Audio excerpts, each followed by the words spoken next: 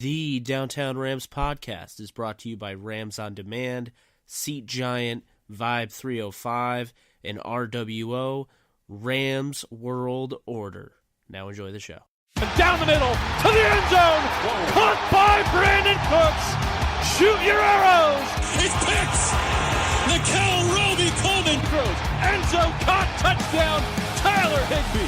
Cooper Kupp plucks it out of the air and gives the Rams the lead. LaMarcus Joyner returns to the lineup with an interception in London. 35-30. Robert Wood, first down 20. 10-5. Touchdown. LA! No, it's Goff who keeps it. And Goff goes crashing into the end zone. Aaron Donald almost beat the football there and comes away with his third sack of the afternoon. Met immediately and sacked. Corey Littleton, have yourself a day. And he gets gobbled up. Savage has to eat it as Michael Brockers picks up the sack. He's decked by Ebu Tom. Picked off. Marcus Peters. Strutting his stump. Mark Barron the last 4 weeks has been a Pro Bowler. Oh, it's picked off on the play by John Johnson. After the throw, and we mentioned that is his 8th completed pass in his career. Cousins sacked. Ndamukong Suh. Of all the guys, it's the rookie John Franklin Myers who knocks it out of Cousins' right hand. Todd Gurley, 20, 10.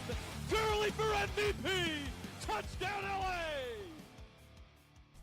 Welcome back, guys, to another Downtown Rams podcast. It's episode 149. I'm Jake Ellenbogen, joined by Joe Curley, and we are here coming off a Rams victory over the Dallas Cowboys to move on to the NFC title game, as well as the New Orleans Saints victory over the Eagles, which sets up our little rematch, the Gumbo Bowl, this upcoming Sunday.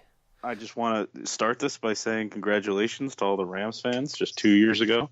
Remember how big a mess everything was? I think the NFC Championship game felt a heck of a lot further than 2 years away when the Coliseum was 3/4 empty and Atlanta and Arizona was turning over the Rams at the tail end of the Fisher era there.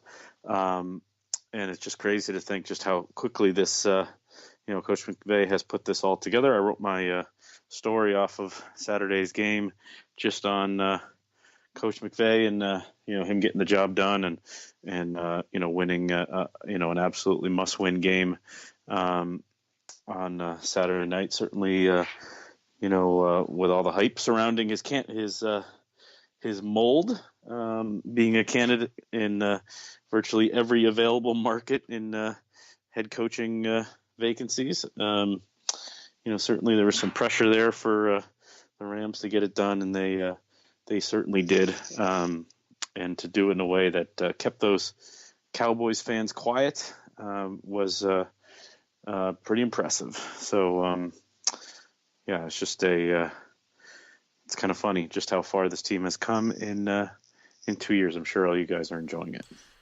Yeah, without a doubt. This game was just really awesome to see how they really didn't come out flat, coming off a 2 week, bye and everything, not playing for 2 weeks or whatever. This is going back to what we talked about, with the whole sitting or playing your starters in week 17. I think this really speaks to it because I think you saw, the Saints, because we're recording this on a Sunday, you saw the Saints kind of came out a little flat, and I do think that part of that had to do with the fact they didn't have the offense. The offense didn't even play Week 17, whereas the Rams, I felt like they got in the necessary reps to feel like this is going to be more of a refresh. This isn't going to be anything where it's like, all right, we're going to get rusty with this bye. This is something, this is a nice break, but this isn't something that could actually hurt us. It's more going to help us. And I definitely see where that helped. And the Rams have reinvented themselves on offense. I think that's the real key here. That's the key storyline. It's the greatest, in my opinion anyway, it's the greatest December roster move I've ever seen in C.J. Anderson. Grabbing him off the free agent market, a guy that has been cut twice in the same season, and he's Mr. 300-yard guy in first 2 games, and you're thinking, okay, we heard all week how, well, you can't really put too much stock into it because it was the 49ers and Cardinals, and then C.J. Anderson and Todd Gurley both had a pretty close to even split, although C.J. Anderson had more carries, and they both go over 100 yards for the first time since I believe it was Marshall Faulk and Trung Candidate. Yeah. Incredible. In the beginning part of the yachts there. I think it was 03 or 02, somewhere in there. I think we pat ourselves in the back when we get stuff right, and I think I need to point out that I couldn't have been more wrong about C.J. Anderson.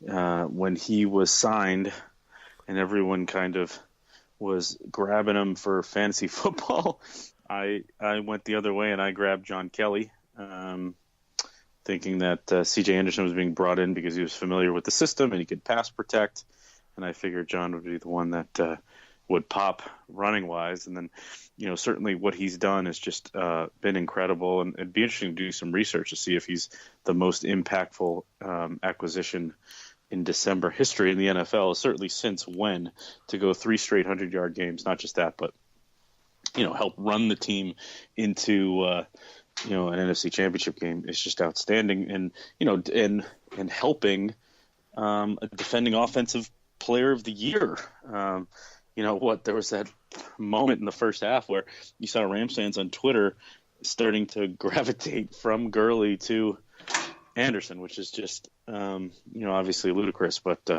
CJ's just done, obviously he's a veteran who has been in that system, who has been on winning teams, and it really speaks a heck of a lot more ill to all those teams that have cut him. There's got to be some teams, that he can help.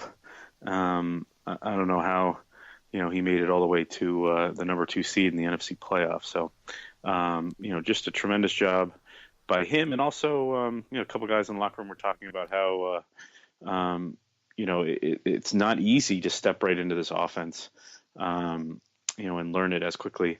And as credit to Coach McVay and Coach Skips, and getting him kind of integrated, into the team and getting him productive immediately, just outstanding. And it's to the point now where Roger Saffold after the game was comparing Gurley and Anderson to Alvin Kamara and Mark Ingram, which is just amazing.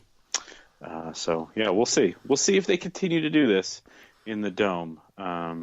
Obviously, they're now headed to a place that Jared Goff has played pretty well in. So,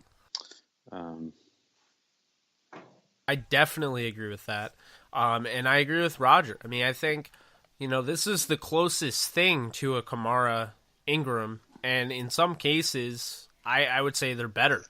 I know it sounds weird, but Todd Gurley's better than both of them.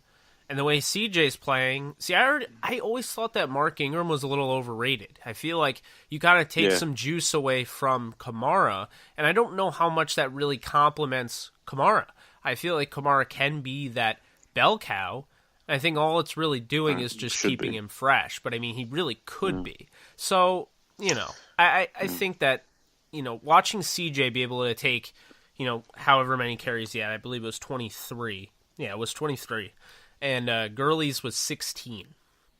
I mean, that was huge. He was dancing it was crazy, the study, dancing in the backfield through tackles. And I mean, I think this is the point in the podcast where we have to mention how awesome the line played up front. And Andrew Whitworth goes from, kind of a late season kind of dip to PFF had him as the number 1 Rams player offensively yesterday. So just a tremendous job by that whole group. The Gurley run, the best block play of the day was the Gurley touchdown run, where Todd said after the game that he saw the Red Sea part,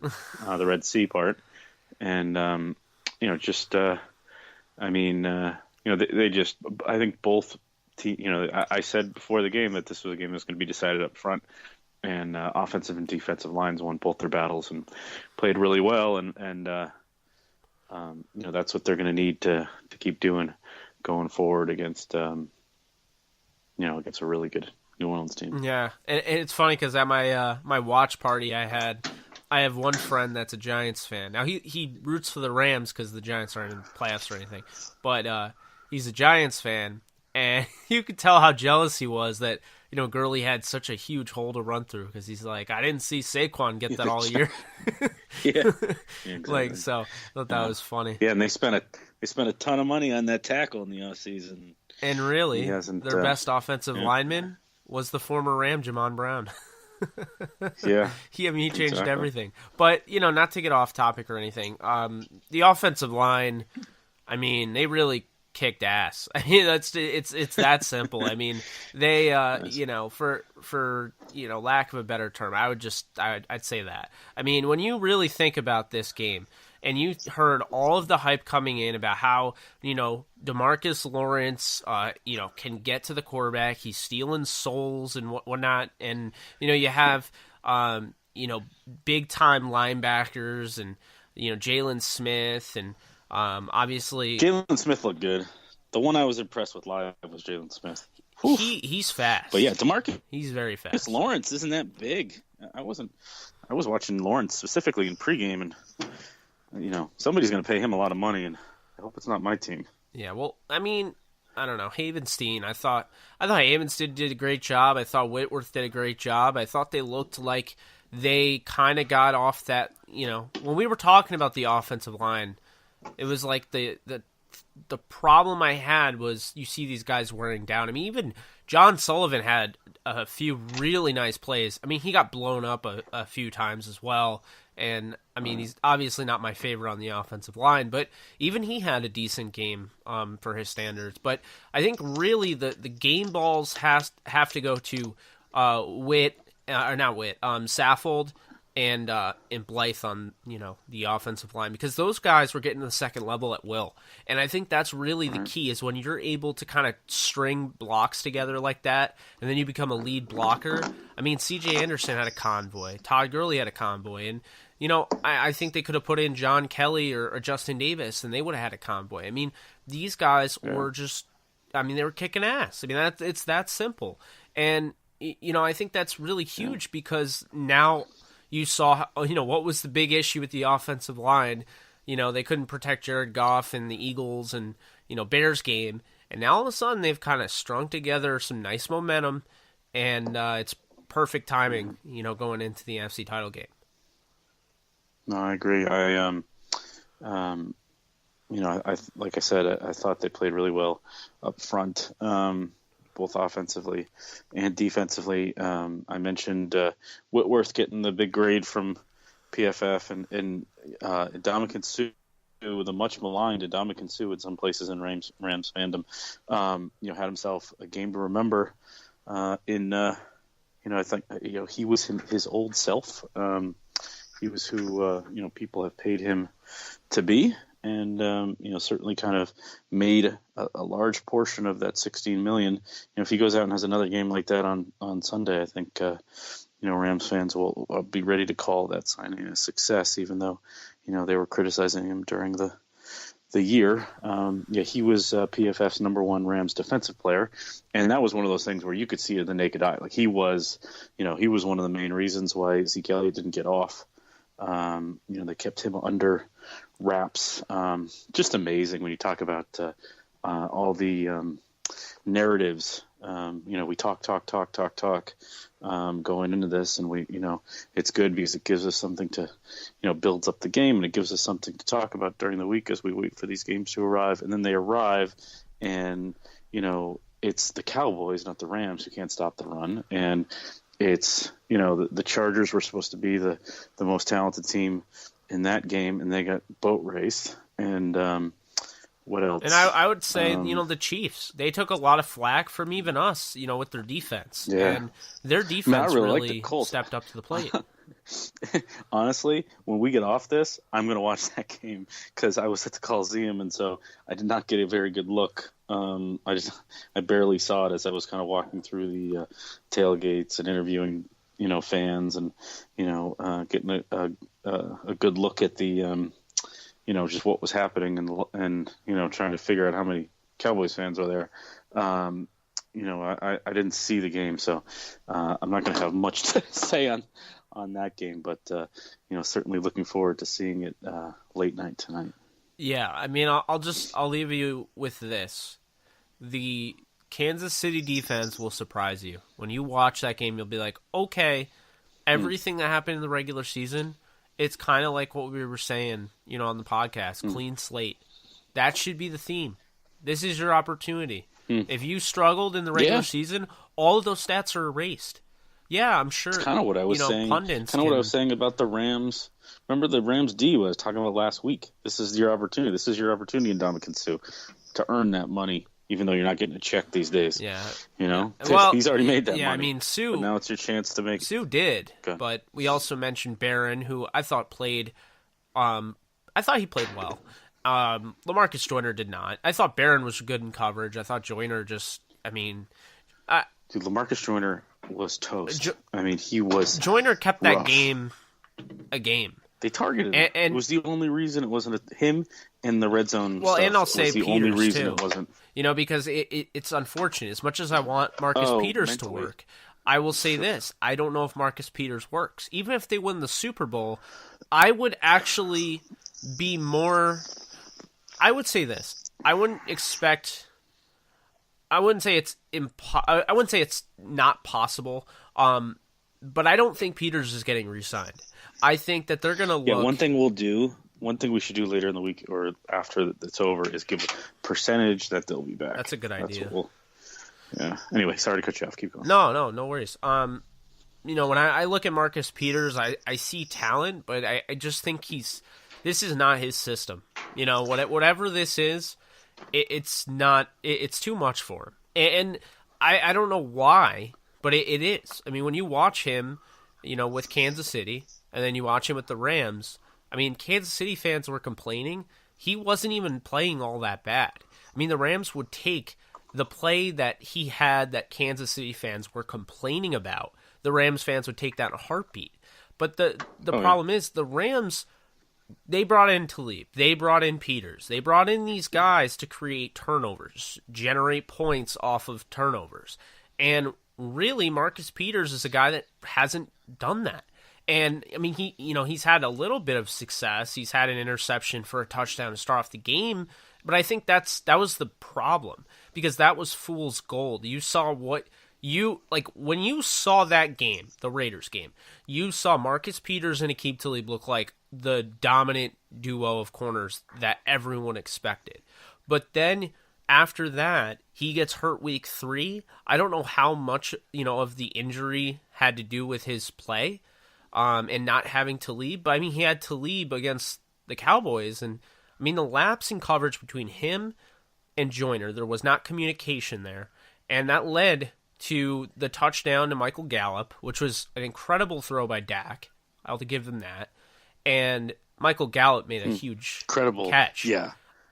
Incredible. I mean, anyone that's ever caught a ball over their head like that. That's insane. That was incredible, the adjustment he made. Oh my God. That was the catch I could never make when I was a kid. I will say this, I wasn't surprised it was Gallup because I watched this kid up in person at the Senior Bowl, and he was doing that all week long.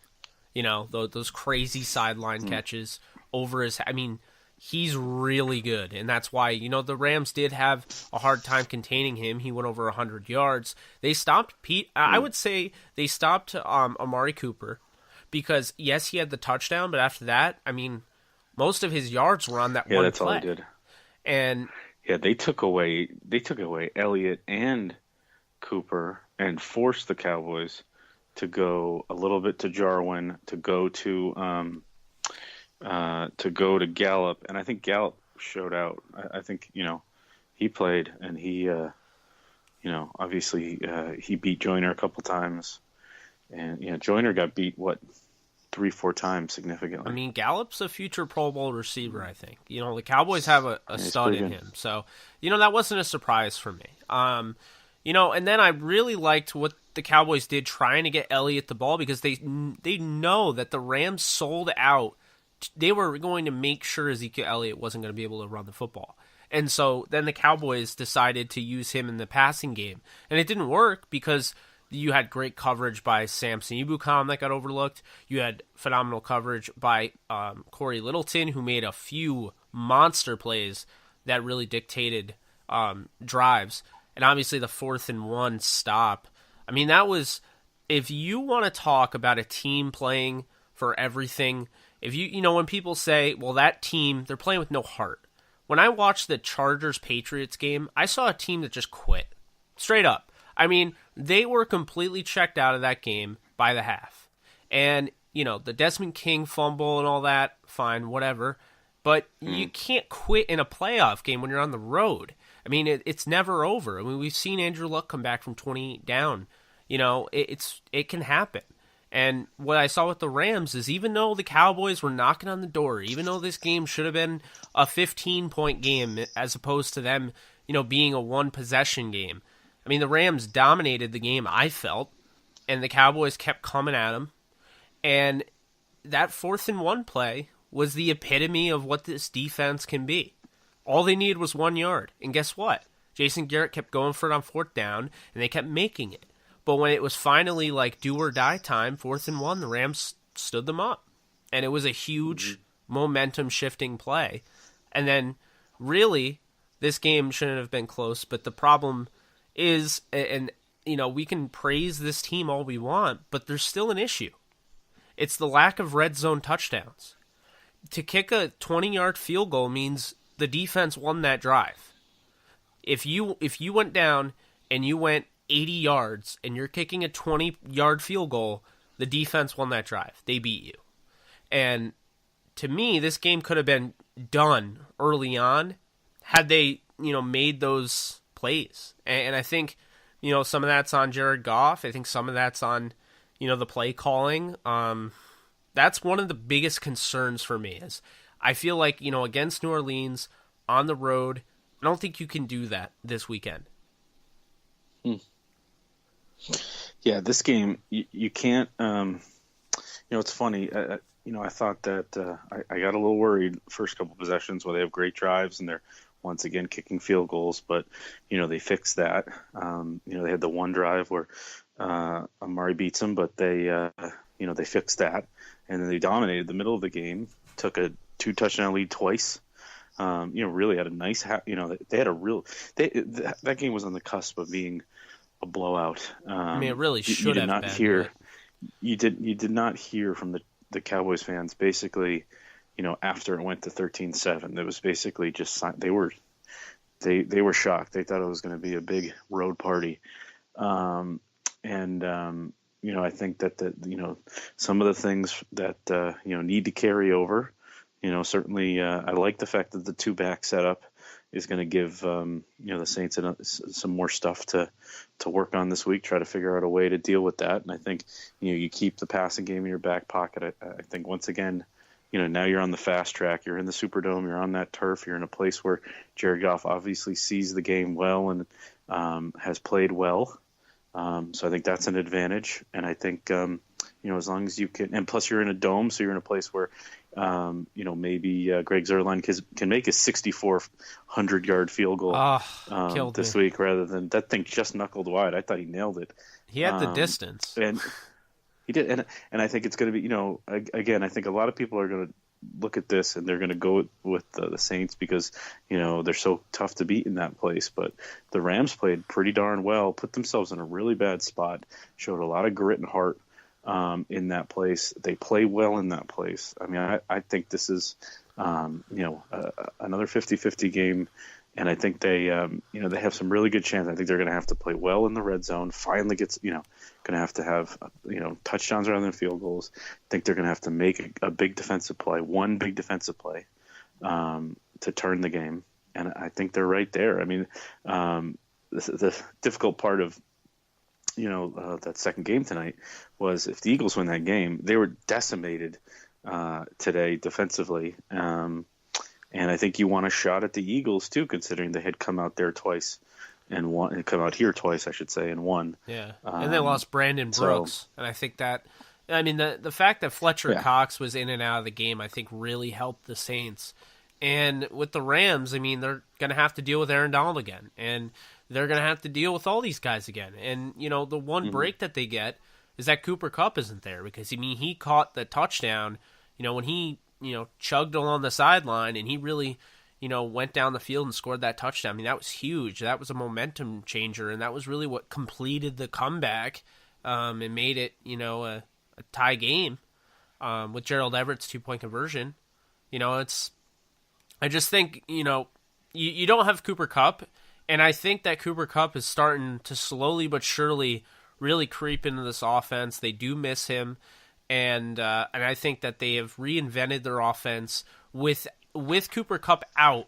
They are going more run heavy, and I don't know if there's a team when they run like that. I don't know if there's a team that can beat them because they're shaving off all that time.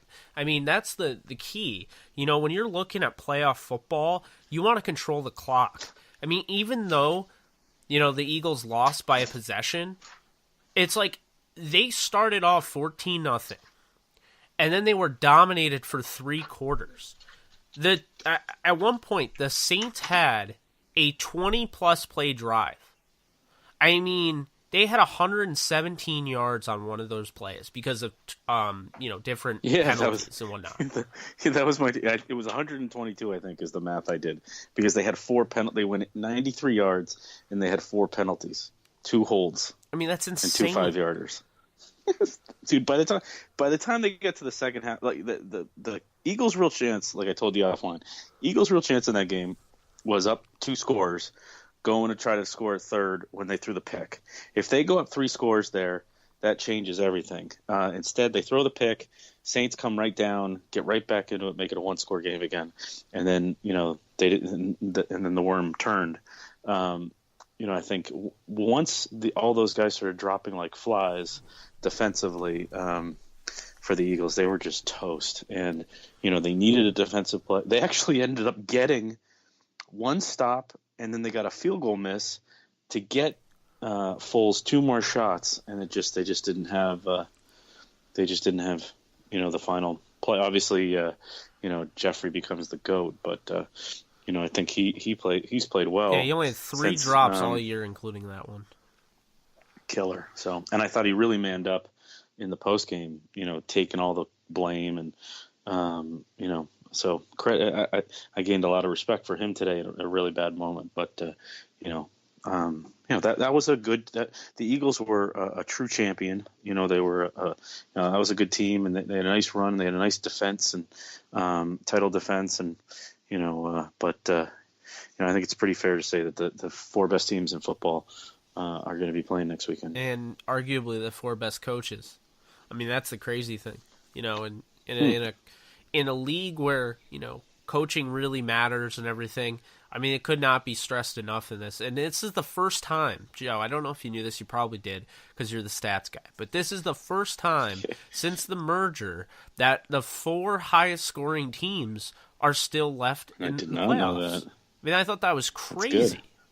That was a huge stat poll. I was like, what? I like that. Yeah, no, I think it's when awesome. You consider, too, that everyone talked about, this was the year of the quarterback, and offense is going crazy, and you got 54-51 on Monday Night Football, and then once we got to the playoffs, didn't it seem like we had more traditional football? Defense was part of it. You had good defense, But then obviously the run teams fell by the wayside. The run first teams fell by the wayside. I think that's interesting. I didn't notice that, but certainly now that you mention it, certainly the 4 best offensive teams in football by far. Oh yeah, and also let me just say this: the teams that are still alive are the teams that adapted. The Chargers, they played the most stubborn football I've ever seen. They would not adapt to what the Patriots were doing. Yeah. They played 7 DBs the entire game, and they played a soft zone against a guy that picks apart zone like, eating cereal. It's like, it blows my mind. And it's really kind of a shame because Anthony Lynn, I felt, had really coached very well all year long, had a really nice team, and had a chance to make a run for a Super Bowl. And, to see him go down like that, I mean, they just were so stubborn about the way they played that game. And, they didn't even try to, establish the run early on. So, the Patriots were like, all right, let's make this a shootout. And then when they realized that, look, J.C. Jackson and Stephon Gilmore are just toying with these receivers, I mean, then it just became a blowout. And that's how that happens. And Sony Michel runs for 3 touchdowns in the first half. I mean, he's the first, I'm pretty sure he's the first running back to ever do that. 3 touchdowns in the first half with 100 yards. His first half was a record. Yeah, that's true. And I think that you get a little taste of next week. It'd be really interesting to see. It's supposed to be frigid cold in Kansas City, and I got a little feeling that Bill Belichick's going to dust off that Super Bowl 25 game plan. I think the Patriots are going to try to play keep away, even though they did beat the Chiefs at home this year and scored, I think, 40 some odd points doing it. On the road in weather, I think it's going to be a lot of Sony Michel. I think it's going to be a lot of possession, short passes, but Mahomes is going to be tough to beat at home, man. If he did what he did in the snow, I'm looking forward to seeing it. Like, again, to mention, but if he could do what he did in those conditions, I will say it wasn't really snowy. I mean, by the time they played, they had the tarp. Yeah, by the time they played, it really wasn't. I mean, I'm sure it was cold, but I mean, you could tell. You know who really had a hard time? Andrew Luck, because you saw it in the pregame. The ball wasn't coming out with the same force you saw out of Mahomes. And I know that sounds funny because it's like no one throws the ball like Mahomes, but Luck is also one of the better throwers of the football in the league. So, when you saw, at least I noticed pregame, he just seemed a little off. I was like, uh-oh. I was like, my friend who's a Colts fan wouldn't even come over for the watch party for the Rams game because he's like, yep, we're about to lose and I don't feel like doing anything. But yeah, I mean, that game, that's the crazy thing, Joe. Patrick Mahomes threw 0 touchdowns, and they win 31-13. And, I think that's really interesting because it's almost as if, like, all 4 of these teams don't need to... I mean, all 4 of these teams don't need to throw the ball consistently, and I think that's why they're still here. I mean, the Eagles couldn't run the ball, and they lost by 1 possession, but, it just became too much. And then when Brandon Brooks went down, they really couldn't run the ball. But you look at the Rams with CJ and Todd.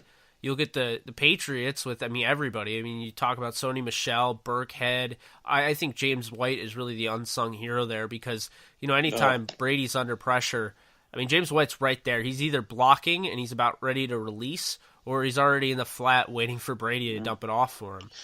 Tied a playoff record today for most receptions in a game. Like 15. The guy should have won the Super Bowl MVP when they came back against Atlanta a couple of years ago. Oh, without a doubt. Yeah, he's money, and you put him now with Michelle. It's funny we're talking about how little value there is on running backs in the league, and we get to the NFL quarter semifinals, and we're talking about all these great two-headed backfields. Yeah, and this has been the theme of this podcast for 2 years. When are the Rams going to get their Chris Thompson? And it's like, well, I guess they don't need their Chris Thompson. Yeah, not when you have a C.J. Anderson. Oh my God, what a time to be alive. I know. C.J. Anderson is literally, I'm sure you remember Zach Stacy. C.J. Anderson is sure. I think he tweeted, good luck to the Rams this week. I did see that. He said he had his boys. Yeah. Sorry. Keep going. What do you say? Yeah, I feel like, with Zach Stacy, I felt like he had that bowling ball running style, and you don't really see that with every back because everyone just assumes all power runners run the same, and it's not true at all. Some run with the lower center of gravity, some are really elusive, and I think just C.J. Anderson does not get enough credit because they look at him and they're like my cousin was calling him the meatball. It's like he's moving well. I mean, he was making some really nice cuts. He had that one run, short yardage situation. They have to get the first down. And I mean, did you see the play, Joe? He hurdled over the guy in traffic. Like, he's in the trenches, and he hurdles over a guy. He, like, jump cuts, but, like, jumps over him. I was like, what even? And no one noticed that. I was like, what is going on? Like, he was just playing out of his mind, but at the same time, I mean, he's been doing this since he joined the team. I mean, C.J. Anderson, if a Rams fan, say the Rams win the Super Bowl, like I predicted, if the Rams win the Super Bowl and somebody wants to go out and get a C.J. Anderson jersey, I can't blame you, because C.J. Anderson has now kind of cemented himself as, like, a Rams playoff legend. Think about that.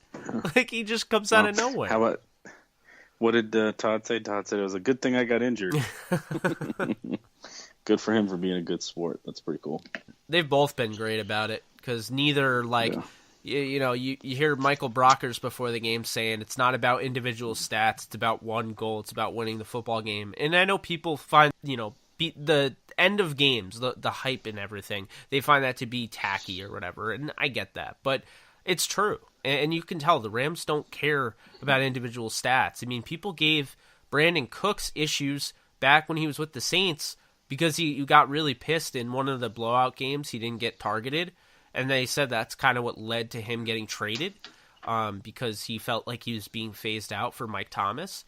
But, I mean, you don't see that with this team. And it's like Brandon Cooks, you don't see that at all with him. So, I don't know. It just, you watch the Vikings earlier in the year, not earlier, but like before the playoffs when they're all yelling at each other. You watch the Eagles, these guys are literally they all have Alshon Jeffrey's back. I mean, you look at what the Saints, how much chemistry they have, the Rams, the Patriots, and then, obviously the Chiefs. There's no wonder why these are the final four teams. So I think that's something to be said. But the Rams will play the Saints next Sunday, 3:05 p.m. Eastern time. Very weird time. I'm not really used to that, but 3:05 p.m. Eastern time, and they'll play on Sunday. And we should give it's noon. Yeah, noon. It's noon 05. LA Rams time. So body clock time. Rams fans. Let's go over the picks.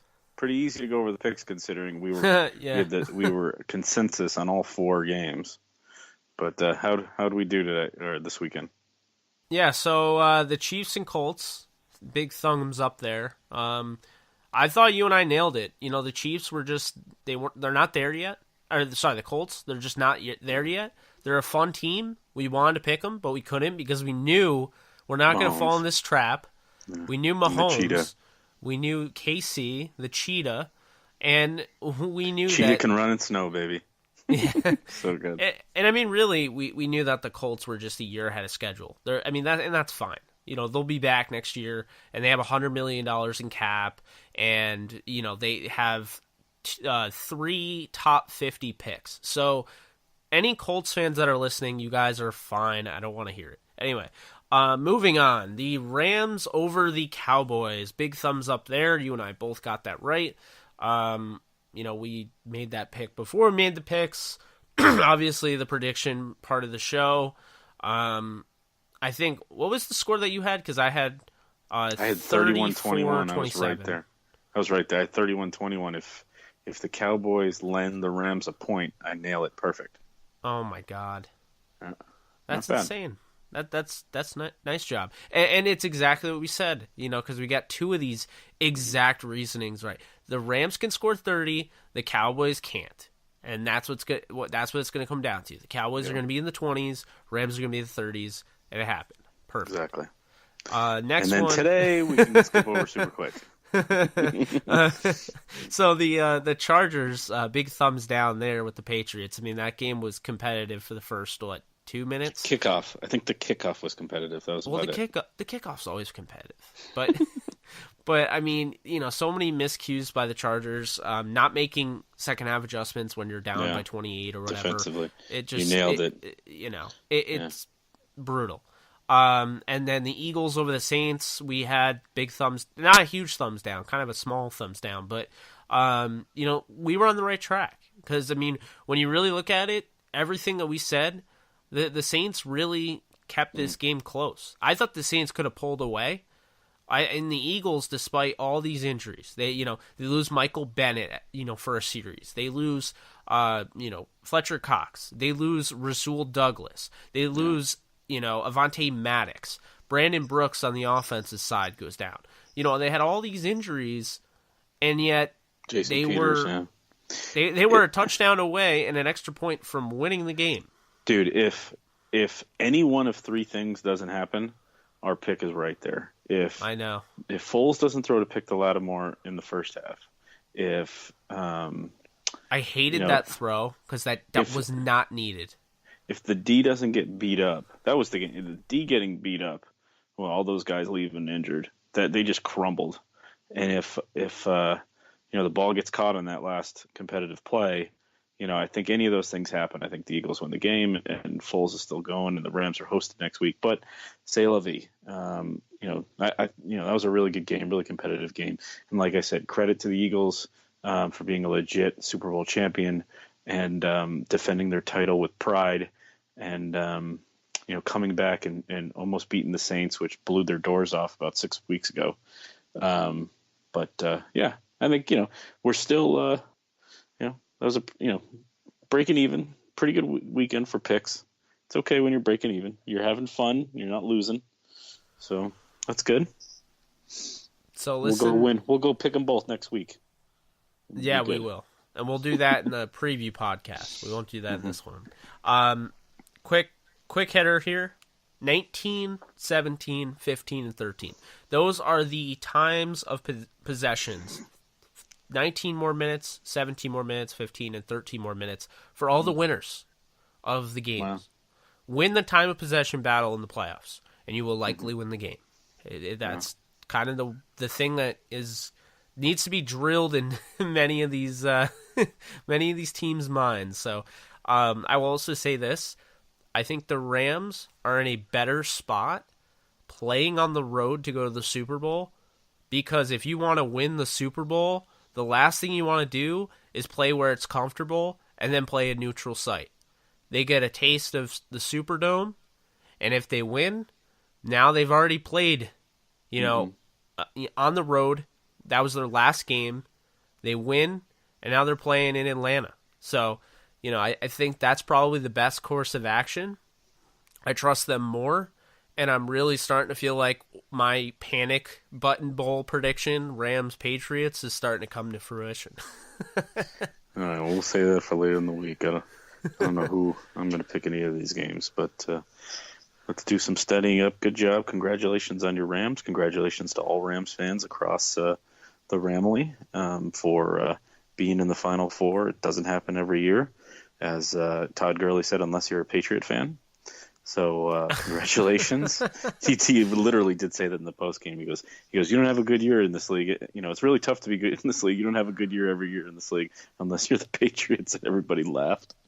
But oh my God. Anyway, good for him. But like I said, congratulations to all you guys, and enjoy Sunday. We'll get there. It'll be a long week, but we'll get there. Yeah, I don't think it'll be as long as last week, because now they've played football. You've seen the Rams. You remember it'll be good. We'll make it through this. But until later on in the week for our preview, I'm Jake Ellenbogen. He's Joe Curley. This has been episode 149 of the Downtown Rams podcast. We hope you guys enjoyed this as well as the games over the weekend, and we're excited for Championship Sunday. So until then, take care.